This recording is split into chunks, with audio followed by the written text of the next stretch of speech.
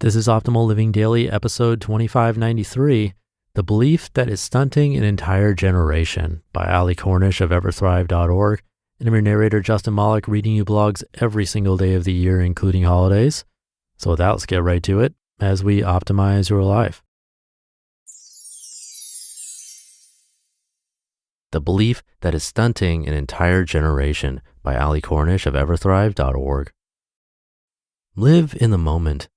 This is very common advice. When I complain about stress, I'm reminded time and again, don't worry, relax, or just breathe in and feel your feet on the ground.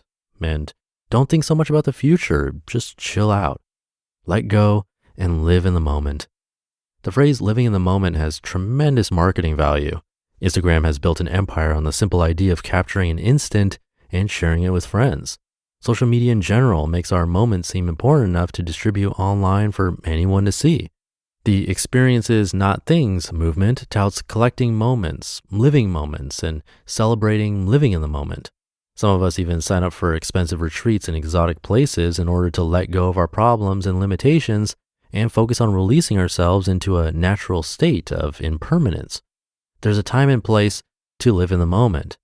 If you're experiencing unnatural anxiety and uncontrollable emotions, you might want to pursue some sort of meditative practice to help you alleviate these symptoms. Mindfulness practices can also help deflect things that compete for our attention every day. These attention zappers are outside forces such as news, social media, and advertisements that inundate every aspect of our cosmopolitan lives. Or if you find yourself constantly focusing on problems instead of solutions, you could train yourself to worry less by adopting more of a solution-oriented outlook. This will take you out of your head a bit more and help you see reality as it should be seen. It becomes a problem when we resort to living in the moment when things get tough. I believe that the advice to live in the moment is given too freely and too freely adopted as a lifestyle mantra. Many people choose to hide from past mistakes or planning for the future by living in the moment. I have personal experience with this. I used to live in the moment. I ended up staying in that moment for much too long. When I was in my early 20s, I wasn't able to see myself as an adult. My college major changed at least twice. I dutifully studied, achieved excellent grades, but I never thought of what job I'd get when I graduated. I didn't have goals concerning the future. I never pondered how I'd plan for retirement. I didn't keep binders of wedding inspiration or my dream home. I didn't even have set criteria for an ideal partner. I just took things as they came and lived each day as if it were separate from the rest. I clung to mantras like live for today and live in the moment, which prevented me from embracing the responsibilities of adulthood. My moment was deep and endless.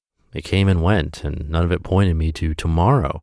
It's not that I thought I would die young. I simply lived like tomorrow wasn't important.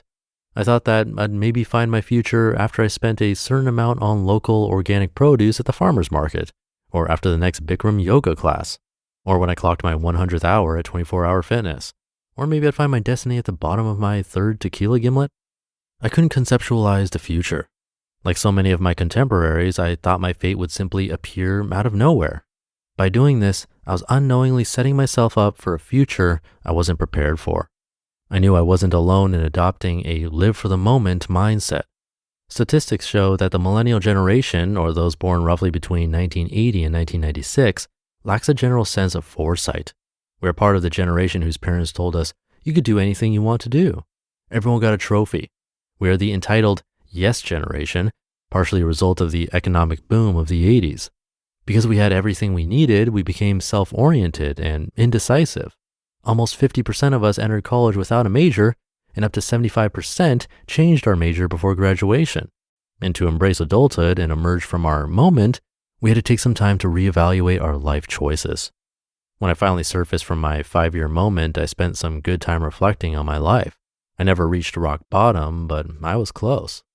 Right here and now, we all need to recommit to living life in a more meaningful way.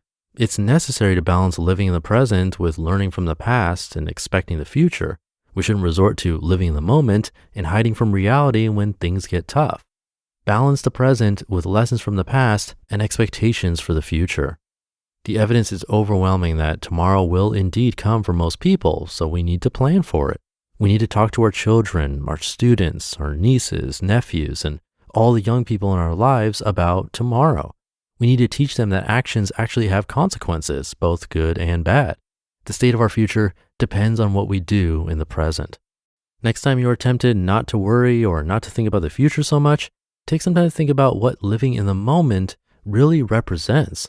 Living moment to moment, as Instagram, Snapchat, and Twitter are telling us to do, is a trending phrase that makes avoiding responsibility both acceptable and cool.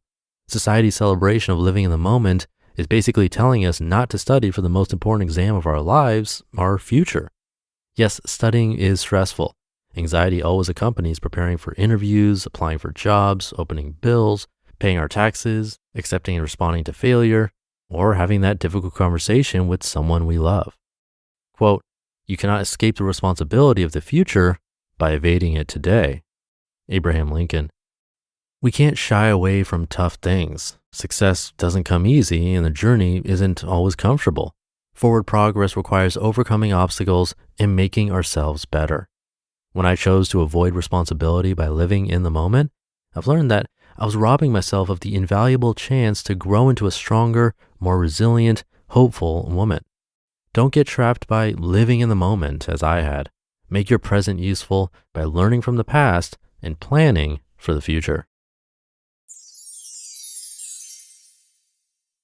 You just listened to the post titled "The Belief That Is Stunting an Entire Generation" by Ali Cornish of everthrive.org.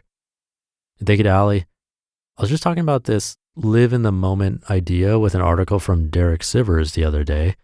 He was mentioning how being present with his child while they're playing is a sort of meditative practice. And while I don't have kids, the same thing applies if I'm playing ball with my cat. But then here comes Ali with this idea of the opposite. Maybe staying in the present moment for too long is a bad idea. Well, as usual, I think the middle ground approach is the right one.